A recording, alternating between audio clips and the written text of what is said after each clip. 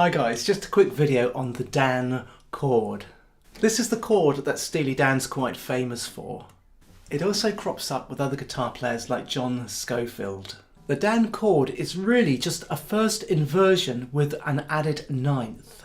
An ordinary first inversion would sound like this, going to the tonic chord. But the Dan chord has the added ninth. In this case it's the note G because we're using F first inversion, and it sounds like this.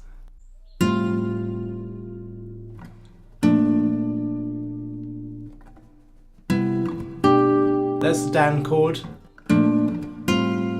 Dan chord again. So these chords sequence really well on the guitar, and they have the added flavour of the ninth.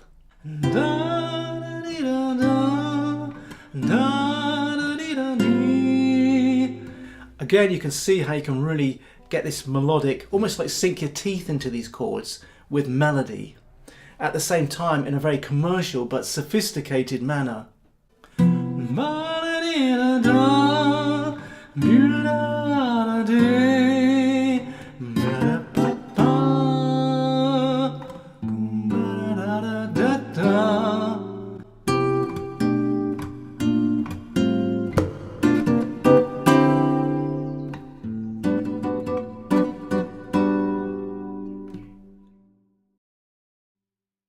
This again is using a chord sequence and using this sophistication, but also encapsulating melodicism within these chords. And again, it's quite simplistic, but excellent for songwriting.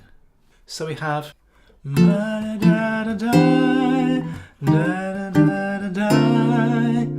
again, just copying that sequence.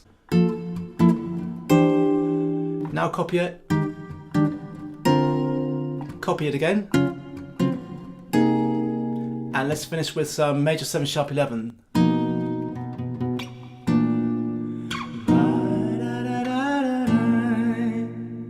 So although this is quite sophisticated, it's paradoxically quite simple, at the same time commercial and extremely melodic to sing over the top of.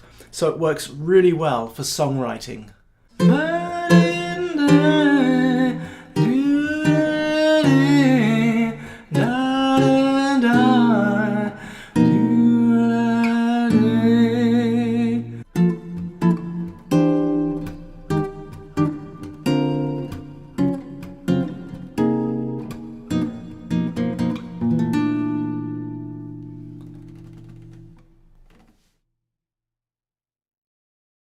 Okay, on a different note, there's another guitarist who uses a similar thing, and that's guitarist John Scofield.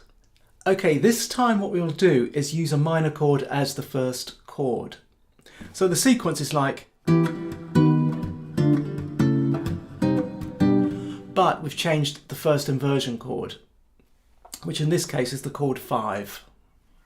So it's just basically D to A, or A over C sharp, or as this case will be, A9 over C sharp, because it's the first inversion with the ninth added. So here we go.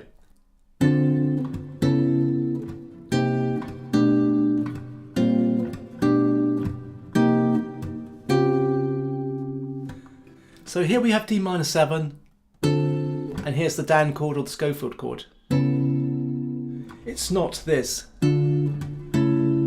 it's this.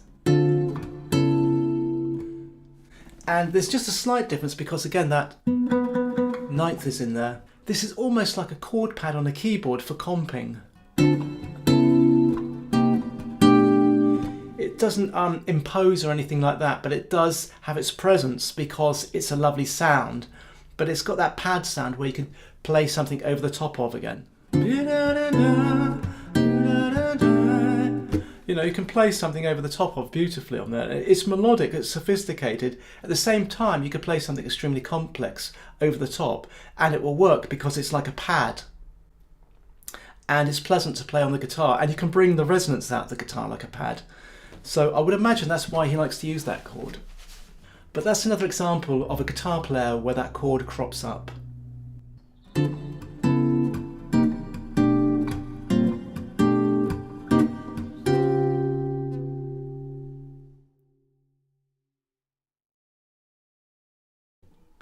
In conclusion, I apologise for inflicting my vocals on you, but it's the only way really that I could get this across.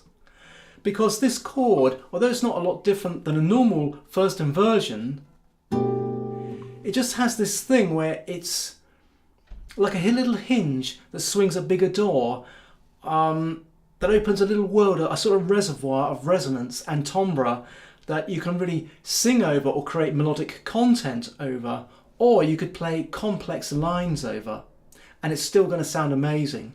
Also, it doubles well with the keyboard.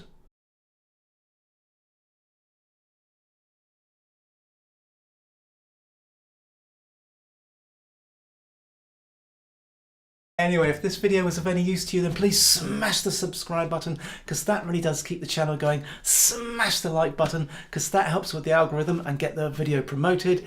Click the notification button if you like the video, and write a comment if you want. And I'll see you all in the next video, and thank you for watching.